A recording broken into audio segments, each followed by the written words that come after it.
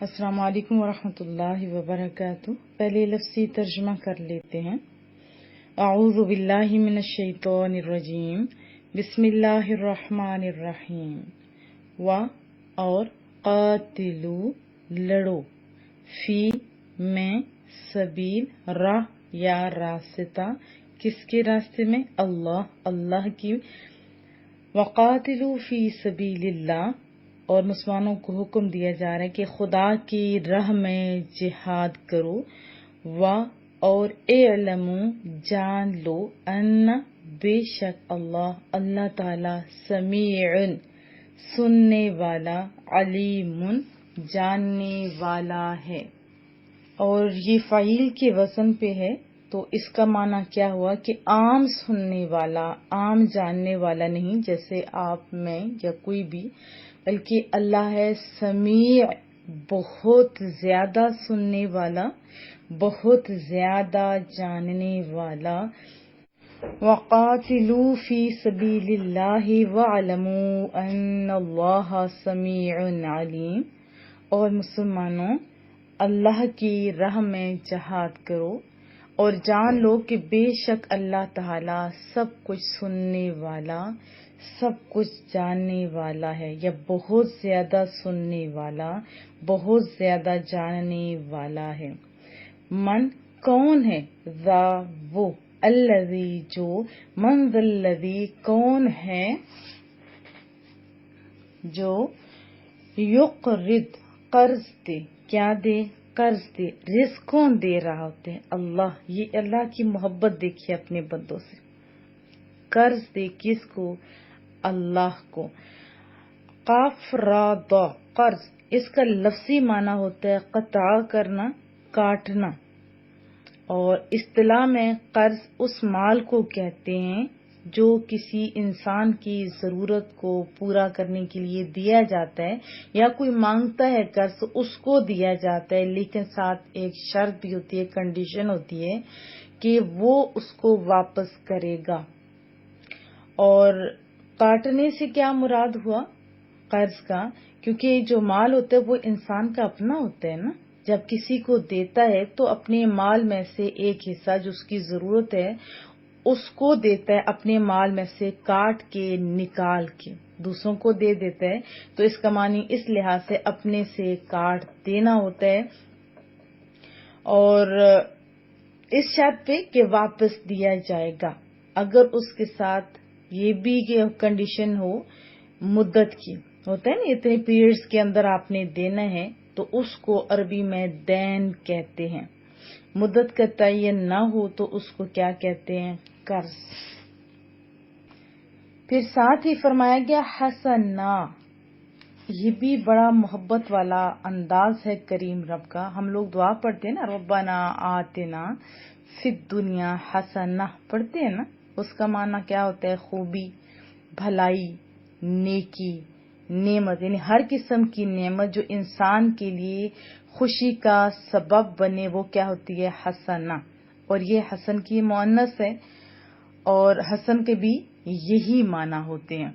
تو اس کے لفظی معنی کیا ہوا ہے کہ کوئی بھی چیز انسان کو اچھی لگے، دیکھنے میں بھی، دل کو بھی اور عقل کو بھی، تو وہ کیا ہوگا؟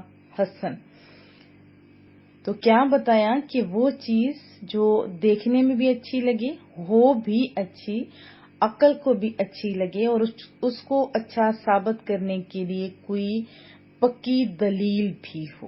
خالی ایسا نہیں کہ آنکھوں کو تو بڑی بھلی لگے یا عارضی جذباتی طور پہ اچھی لگے لیکن حقیقت میں اچھی نہ ہو، یا آنکھوں کو دیکھنے میں کوئی چیز ہوتی ہے نا اچھی لگتی ہے لیکن اندر سے اس کا ٹیسٹ اچھا نہیں ہوتا، حقیقت میں وہ اچھی نہیں ہوتی۔ جیسے کہتے ہیں کہ ہر چمکتی ہوئی چیز سونا نہیں ہوتی، تو یہاں اچھی چیز سے مراد وہ ہے جو دیکھنے میں بھی اچھی لگے، جو دل کو بھی اچھی لگے، جو دماغ کو بھی اچھی لگے، اور پھر وہ اچھا ثابت بھی کیا جا سکے۔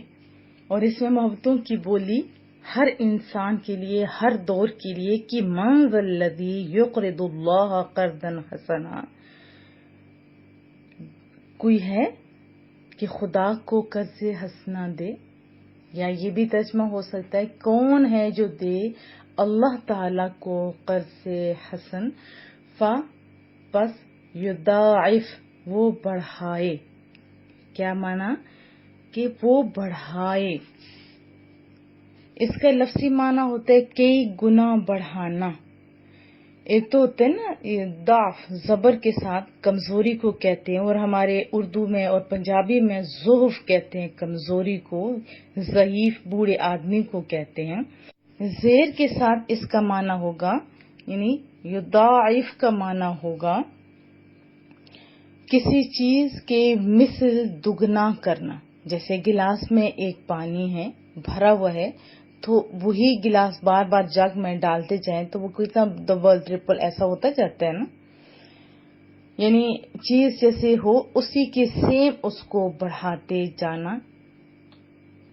और कितना बढ़ाना ये भी इसी में आगे आयत में हम लोग इंशाअल्लाह सुनेंगे। और पूरे कुरान करीम के अंदर हम लोग बहुत सारी जगहों में कहीं 10 पढ़ते हैं, कहीं पढ़ते हैं कि एक के बदले में 100 आपको मिलेगा, कहीं पढ़ते हैं कि एक के बदले में 700। कहीं ये भी पढ़ा जाता है कि जैसे मिसाल से समझाया गया कि एक बीज आप बोते हो, बीज भी अच्छा हो, जमीन भी अच्छी हो, तो वो कई गुना हो जाता है। यानी एक एक बाली उसके ऊपर जिसके अंदर 100 दाने हों, जो अनकाउंटेबल आप कह सकते हो।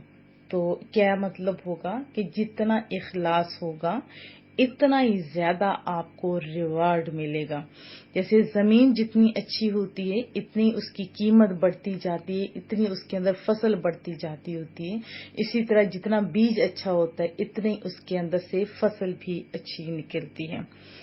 तो यहाँ क्या बताएगा, फयुदाइफ बस वो बढ़ाए हु इसको, यानी जो दिया गया है ना उसको, किसके लिए, लहू उसके लिए जिसने कर्ज़े हसना दिया, किसको, सोने रब को, वो जो अपनी अता से देता है। ये मोहब्बतों वाले अंदाज अल्लाह पाक हम लोगों को समझने की भी तौफीक अता फरमाए।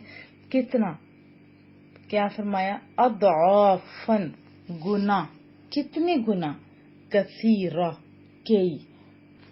और कसीरा तादाद में भी ज्यादा हो सकता है, वजन में भी ज्यादा हो सकता है, मिकदार में भी ज्यादा हो सकता है। क्वालिटी क्वांटिटी तो देखी जाती है ना, जैसा गोल्ड होता है वो बज़ाहिर थोड़ा होता है लेकिन उसकी कीमत ज्यादा होती है। इसी तरह हीरा जो होता है वो बज़ाहिर थोड़ा होता है लेकिन उसकी कीमत ज्यादा होती है। तो यहाँ बताना क्या मकसूद है कि वो अल्लाह है, वो उसकी तादाद में भी वजन में भी इजाफा कर सकते हैं। मतलब क्या है, माना क्या हुआ कि जितना इखलास होगा इतना ही वो बढ़ाएगा। आप तो एक हिस्सा दोगे ना, तो कई गुना बढ़ाएगा। और डिटेल मजीद हम इंशाअल्लाह तफसीर में पढ़ेंगे। वा और अल्लाह ही यक़बिदु तंगी करता है, और आगे यबसुतु कुशादगी करता है। यक़बिदु वो तंग दस्त करते, ये भी इसका माना है क़बदा यक़बिदु। और काफ बा दौर इसका लफ्जी मानी होता है किसी चीज को कब्ज कर लेना। इसी तरह जब आप हाथ बंद करते हैं, मुट्ठी बनाते हैं, तो उसमें उंगलियों का, अंगूठे का, सारों का शामिल होना जरूरी होता है। अगर एक भी मिस होगा तो क्या होगा, मुट्ठी नहीं बनेगी। तो कब्ज मुट्ठी को भी कहते हैं। आप अभी बना के जरा देखिए।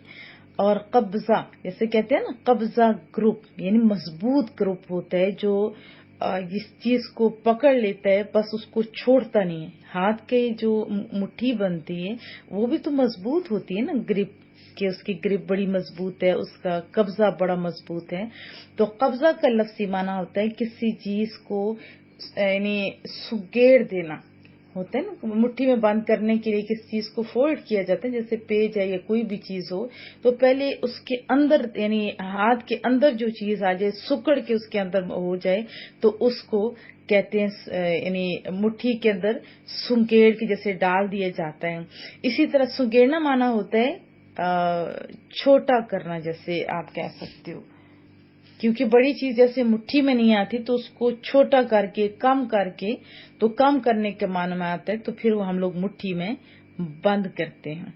اسی طرح کپڑے جیسے ہم لوگ کہتے ہیں شلنگ کر لو، کیا مطلب ہوتا ہے اس کا؟ اور اسی طرح بہت سارے کپڑے آپ دیکھیں گے جو یعنی سگڑ جاتے ہیں، پنجابی میں سنگڑ جاتے کہتے ہیں، ویسے ہوتے سکڑ جاتے ہیں، یعنی کم ہو جاتے ہیں، جیسے پہلے سائز ہوتا ہے اس سے کم ہو جاتا ہے، تو سکیڑنا کا لفظی معنی ہوتا ہے کم ہونا۔ تو کیا ہم نے سیکھا کہ قبض مٹھی کو بھی کہتے ہیں، اور دوسرا اس کا لفظی معنی ہوتا ہے کم ہونا یا تنگ دست کرتا ہے۔ تنگ کا اپوزٹ کیا ہوتا ہے؟ کھلا، کشادہ۔ تو یہی ورڈ آیا آگے یبسطو، سین کے ساتھ اور صاد کے ساتھ دونوں طریقے سے پڑھا بھی جا سکتا ہے۔ یبسطو یا یبسطو، وہ کشادہ کرتا ہے، بسطن سے، بسطا یبسطو۔ یقبدو کا معنی تھا تنگ کرنا، کم کرنا، اور اس کے اپوزٹ کیا ہوا؟ بسط کا معنی پھیلانا، بڑھانا، زیادہ کرنا، یعنی وسیع کرنا کے معنوں میں آ جاتا ہے، پھیلانے کے معنوں میں آ جاتا ہے۔ واللہ یبسط و یبسط، اور اللہ ہی تنگ دست کرتا ہے اور کشادگی دیتا ہے۔ وَإِلَيْهِ، اور یہ بھی بڑی محبتوں کی بولی ہے، وہ اور الیہ، اسی کی طرف، ترجعون، تم لوٹ جاؤ گے، لوٹائے جاؤ گے۔ ترجعون کا یہی معنی ہوتا ہے نا، رجوع کرنا، واپس لوٹانا۔ واللہ یقبض و یبسط و الیہ ترجعون، وہی سونا رب ہے، وہ تنگ کرتا ہے رزق کو اور فراخ کرتا ہے، اور اسی کی طرف تم لوٹائے جاؤ گے۔ چلیے جی تفسیر سنتے ہیں۔ اب دیکھیے قرآن کریم کے ایک سمجھانے کا انداز دیکھیے۔ کبھی آپ نے دیکھا ہے کہ یہ جو لوہے والے ہوتے ہیں، جب انہوں نے کوئی شیپ ڈھالنی ہوتی ہے لوہے کی تو کیا کرتے ہیں؟ پہلے لوہا گرم کرتے ہیں نا، پھر شیپ بنائی جاتی۔ اب یہاں بھی دیکھیے پہلے مائنڈ بنایا گیا۔ پہلی آیت میں، اس سے پہلی آیت کیا ہم لوگ پڑھے تھے؟ طاعون سے بھاگنے والوں کا قصہ پڑھا تھا نا، وہ مسلمانوں کو اصل میں جہاد پر ابھارنے کے لیے تھا، کیونکہ موت سے کسی کو مفر نہیں، کیونکہ بھاگ نہیں سکتا، موت تو آنی ہوتی ہے، تو کیوں نہ موت کو شہادت کی صورت میں گلے لگایا جائے۔ پہلی فرمایا تھا نا، ان لوگوں کے واقعہ میں غور و فکر کرو، کیا آپ نے کیا؟ ذرا ساتھ ساتھ محاسبہ بھی چلتا جائے تو اچھی بات ہے۔ اور اب فرمایا جا رہا ہے اللہ کی راہ میں جہاد کرو۔ اس صورت میں دین اسلام کے بنیادی احکام بھی بیان کیے گئے ہیں، اور پھر نماز، روزہ، حج اور جہاد کا آپ کو پتہ ہے بہت ہی خوبصورت انداز میں مختلف جگہوں پہ ذکر آتا ہے، ان آیات میں بھی ہم لوگ پڑھتے جا رہے ہیں۔ اور یہ اس میں تنبیہ بھی ہے کہ مسلمانوں کو معاشرتی مصروفیات اور کاروبار حیات میں مشغولیت کی وجہ سے، یعنی اس میں اتنا نہ مشغول ہو جائے کہ جہاد سے یہ غافل ہو جائے، تو یعنی جہاد سے غافل نہیں ہونا چاہیے۔ اور یہ سارا پڑھ کے انشاءاللہ پھر اس کی مزید بھی وضاحت کروں گی، بہت ہی خوبصورت آیات ہیں۔ اللہ تعالیٰ کو قرض حسن دے بھی رب رہا ہے، پھر حسن بھی کہہ رہا ہے، اور وہ بھی قرض کی صورت میں۔ اب دیکھیں کائنات کی ہر چیز اللہ کی ملک میں ہے، یہ میں بھی جانتی ہوں، آپ بھی جانتی ہے، اس لیے اللہ کی راہ میں کچھ کرنے کو مجازن قرض فرمایا گیا۔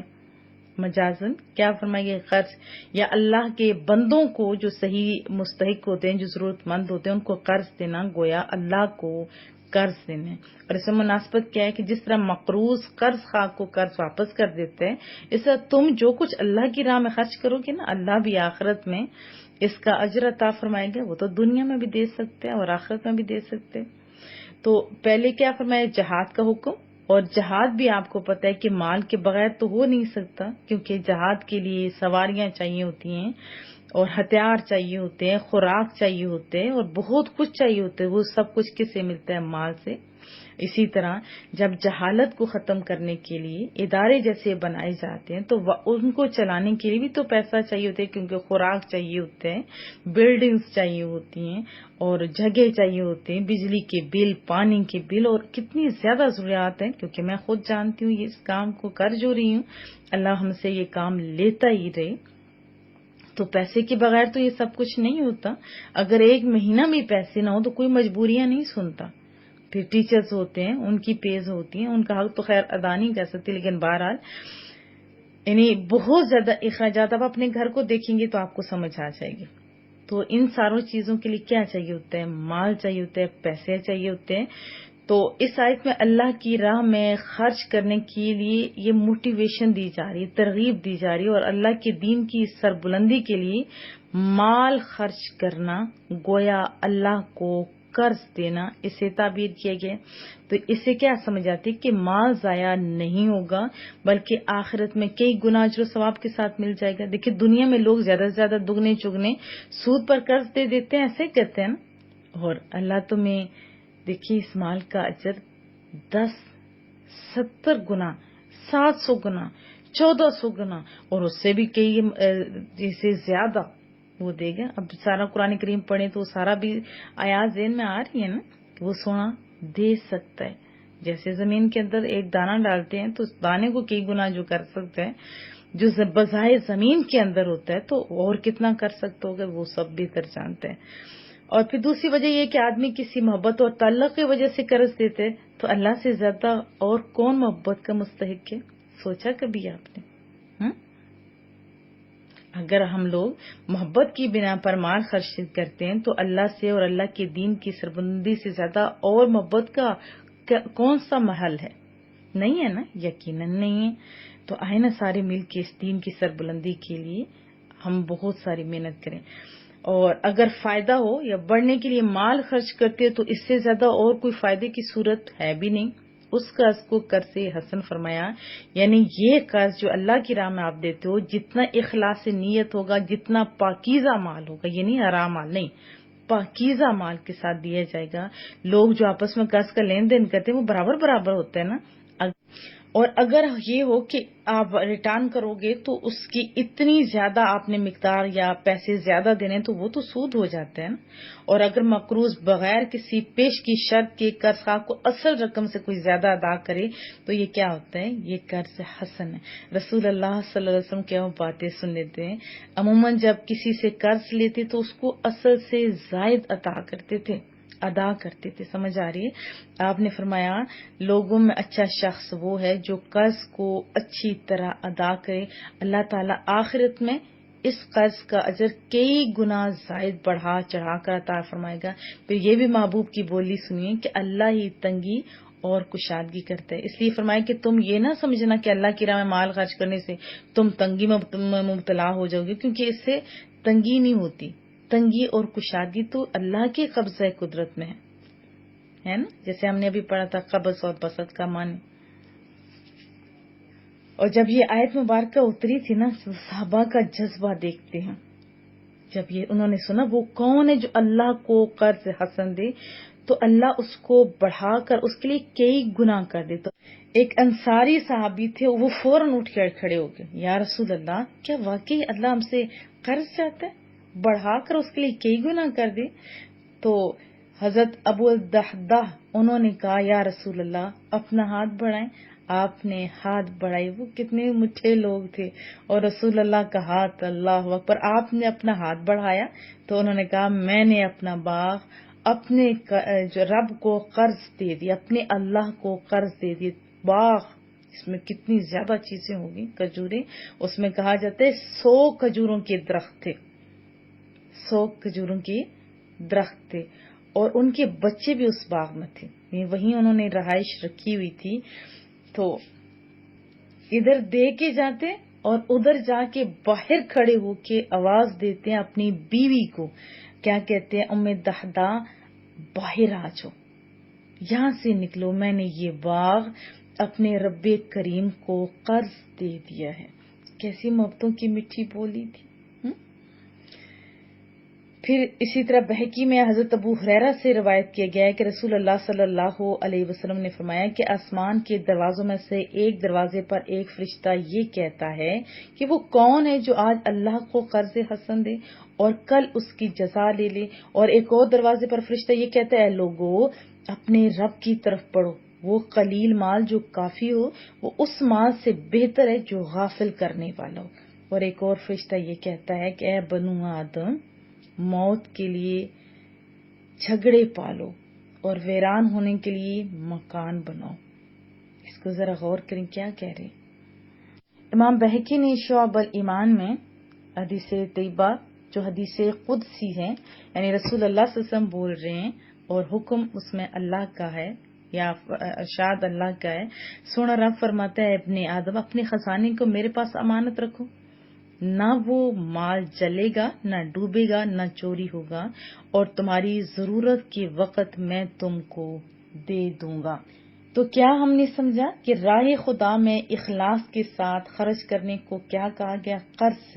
اور یہ اللہ کا کمال درجے کا لطف و کرم ہے نا، کیونکہ بندہ اس کا بنایا ہوا، بندے کا مال اس کا عطا فرمایا ہوا، وہ حقیقی مالک، وہ جبکہ بندہ اس کی عطا سے مجازن مالک ہوتا ہے نا. ہم تو مجازن آنکھیں بند تو ہر چیز پیچھے، مگر قرض سے تعبیر فرمانے میں یہ بات دل میں بٹھانا اصل میں مقصود ہے کہ جس طرح قرض دینے والا اطمینان رکھتا ہے کہ اس کا مال ضائع نہیں ہوتا، وہ اس کو واپس ملے گا.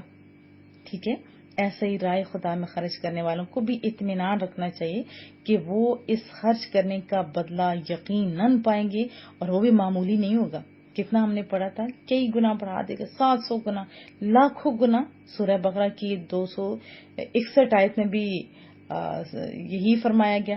اور صدقے سے دنیا میں دیکھیں تو مال میں برکت ہوتی ہے، آخرت میں بھی اجر و ثواب ہوتا ہے.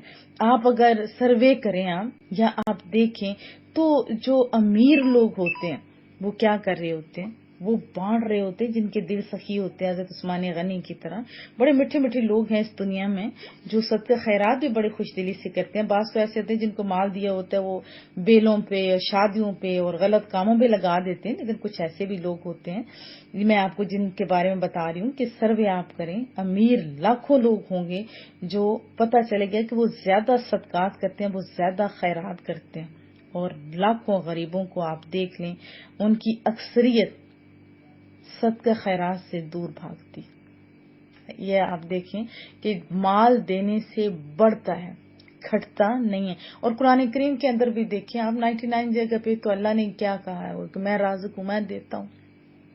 اور پھر اللہ کے وعدے سچے جب اس کے لیے دیے جائے گا وہ تو بڑھائے گا، کم تو کبھی نہیں کرے گا. ایک جگہ پہ شیطان نے کا وہ جو ڈراوا ہے کہ مال کم ہوگا تو وہ بات ہم نے پلے باندھ لی، یہ بھی تو غلط ہے.